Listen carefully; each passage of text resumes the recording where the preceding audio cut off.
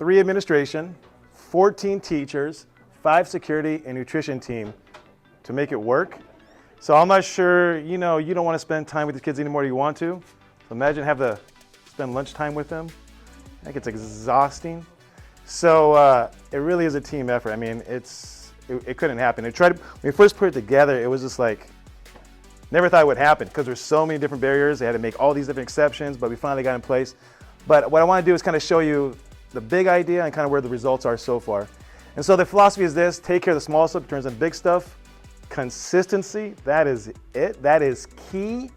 And then also the 10-80-10 rule. I got this from a podcast.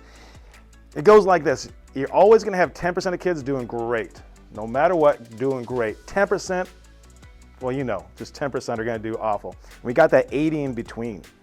The goal is to get that 80 to the good side. That's the goal. And I mean, no matter what we try, it's going to be really hard to move this 10%. Ideally, if everything's perfect, that 10 might go down to 5 if everything's perfect. But as long as we get 90% of the kids doing the right thing, then in my opinion, it's going well. And so what we did is I've been keeping track of all this data, all the tardies, everything else, to see if it's actually improving. And here's what we got. By the way, if you have any questions, just jump in if you got any questions. But tardies. So when we started back in October, we were averaging about 124 tardies per day between classes. And I think that number is higher because, I'm sure, how many times we didn't really keep track of tardies, like what's the point? So I assume that number's actually really been higher if we really were honest about it. But 124 was a good baseline to start with. And then we started the tardy sweeps. And they're going. And then we stopped doing the tardy sweeps, but we still held them accountable. Once again, 1 tardy equals 1 detention. But the bottom line is this: as hopefully you kind of see the pattern here, overall it's gone down.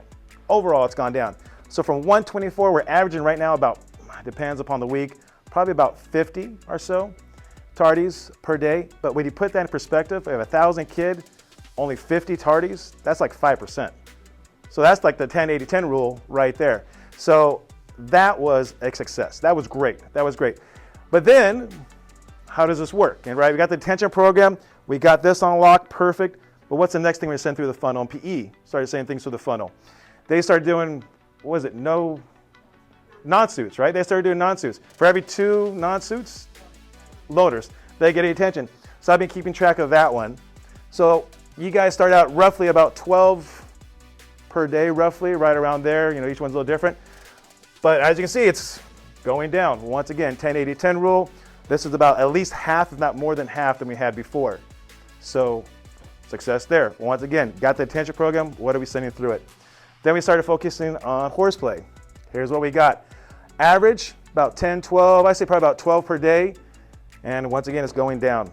So the idea is this: that we have the detention program in place and it's running smooth and everybody's doing what they're supposed to, which I'm telling you, this detention team is awesome. We can start identifying problems you want to hit and start sending kids through it. The goal isn't to eliminate it completely. That's not the goal. It's never going to happen. But the goal is we get the numbers down like this, we take care of the small stuff, then all we're really left with is the 50 kids, the problem kids, the real problem kids, that hopefully, we can focus more attention upon that. So that's kind of where we're at with the numbers. Yes, sir. I just want to make a little comment. So I was telling my students today that I wouldn't be there on Tuesday. And I was telling them, hey, just so you know, though, if the guest teacher puts your name down, that equals detention.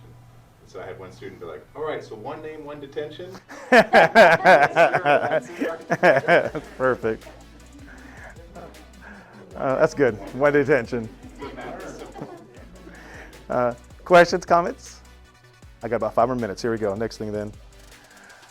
So we got this. All right. Now here's the thing. I always heard admin talk about this, calling home, right? Like, I don't got time to call home. I don't got you guys deal with it. But when I realized I'm the one making the phone calls home, I'm like, oh, actually, it would be nice if somebody would call home. Because guys, we want to make sure the kids are not doing what they are doing. We've got to have a consequence. But if they continue behavior, there should be some sort of progression for it. There should be something a little more intense. But it's hard to do that progression if the parents aren't on board at all. And example, Blanchette. Where did Blanchette go? Where's she at? Blanchette. Perfect. Yesterday, you had a kid horseplay, right? We won't say the name, but the kid was doing in the class, so there's horseplay. And previously, same thing, horseplay. I called home one time, told them, hey, here's what's going to happen. Happens again. You called home, right? You called home. And then Miss Rose, she sent me an email like, hey, I have a hard time with this, assigning an SSR because, I don't know any details. And I said, well, it actually happened before. I documented, Blanchette documented it. She's like, oh, that changes everything. She went in, it's all documented. She called home. Kid now has SSR for 5 days. That wouldn't have happened if we didn't call home. It just wouldn't have. And I can understand why. Now I understand why. And call home because it's hard to assign a kid SSR or something else if for something, whatever it might be, if there was no record of it before, and parents will, of course, could be upset, and I would be upset with my kid. So please, and when I look through it, honestly, of all the attentions coming through, I think, honestly, probably about 66% of us are documented one way or the other. So that is key. If you don't, then it's hard to kind of take the progression to the next level. Good? I don't think I have anything else. Let me think if I have more. Okay, here we go. So that was the whole entire spiel about the detention program. I'm thinking what's next, by the way, detention program, I'm not sure what's next. I think probably another good month or so, just focusing on horseplay. The numbers should start coming down a little bit, because once you get above like 10 or 15, it gets kind of unruly in the detention room. So once that number comes down, I don't know, we'll see what the next focus might be. Also, if anybody wants to do lunch detention, second lunch, please let me know. I could use a break. Anybody wants to? Yeah?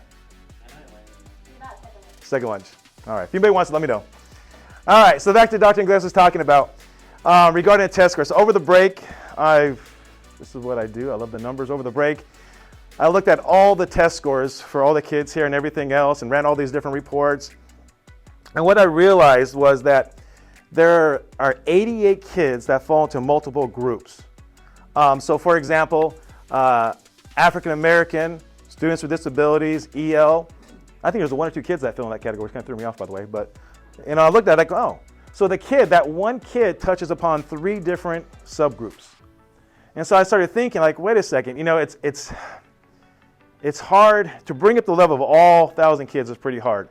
But if we can concentrate on just like 88 and those scores come up, then we'd actually see changes in that color, changes on these different subgroups. So the first thing is how to identify them. So we got that, 88 students. It's like, okay, now what? Now where do we go from here? And so then I started, how would it change? How much would it have to do? And so I had this big idea in mind, but it'd be pretty hard to get all 88 of those kids' scores up. So I thought if we just got 1/4 of those up, how much would their scores have to increase to actually see a change? So if we got 1/4 of those kids, so we're talking 22 kids, if their scores went up by 57 points, then they should jump to the next level in these different categories. That's if everything's perfect, of course. But EL would go from red to orange, students with disability would go from red to orange, and African American would go from orange to yellow. So if we got just 22 of those kids to have the scores go by 57 points, that's the growth we would see. I thought, wow, that's not too bad for just 22 kids. And then for math, math is a little harder. It's gonna be hard to bring math up just because the numbers where they were at and everything else. But for math, EL would go from red to orange if they got those numbers up to 57. So the question is how we get that. How do we get those 22 students up? And so this is where I was just brainstorming. This is the vision, but by all means, this is not the answer. And so I thought, how could we do it? And so this is what I came up with, but there's got to be other ways to do it as well. So I thought, by the way, this is nothing official, no approval, nothing for this. This is just my vision. I thought, okay, if we had one strong ELA teacher, one strong math teacher, and let's say they wanted to stay after school because they're wonderful people and they get paid, right? And they get paid, all right? Then they could focus on those 88 kids. Now, reality would be like this. Out of the 88, you're probably lucky to have maybe 1/4 of them show up after school. And to get them to show up, it would be one of those environments where it's like, hey, we're in this together, we're a team. I would call those kids my chosen kids. You guys are the chosen ones. You call home, parents, all those. But if we could just get 1/4 of those 88 kids to show up, those are our 22. And then if we can just work on those 22, I mean, whoever these teachers would be, they would know the numbers inside and out. They would know, I would have no idea how to boost math scores or ELA scores. I'm history, that's not my forte, right? But these two teachers would, and they would just put everything into place. It would become their class. It'd be theirs. It'd be theirs. They would build that unity between them and their students. And so maybe 2 days the kids go to the math teachers. After school, 2 days they go to the ELA teacher. Maybe switch around, whatever it would be. But if we can just get 22 of those kids, their scores up by 57 points, then we'll see some growth. If we don't do that, honestly, I think the numbers project pretty much the same. Actually, might go down a little bit, right? So I thought about this, and I'll be honest, I don't think this is something we can pull off this year. I mean, Brandon, is it March? When's testing? March? I mean, that's a lot of growth to do in 1 month or so in April. We could maybe, I don't know. But my thought would be that if we can't get it this year, we can at least start putting it into place this year. And then by putting it into place this year, we can carry that through. We got the foundation, and we just kind of roll it over to next year. Next year, we'd be hitting it real strong, and we should definitely see growth. Thank you so much for stepping in. Great leader, teacher leader, stepping up. I appreciate that, and I want to acknowledge him and recognize him for the work that you've been doing, Zach. Really, really appreciate it. Thank you, Dr. Lewis. Thank you. And with that said, I'm open.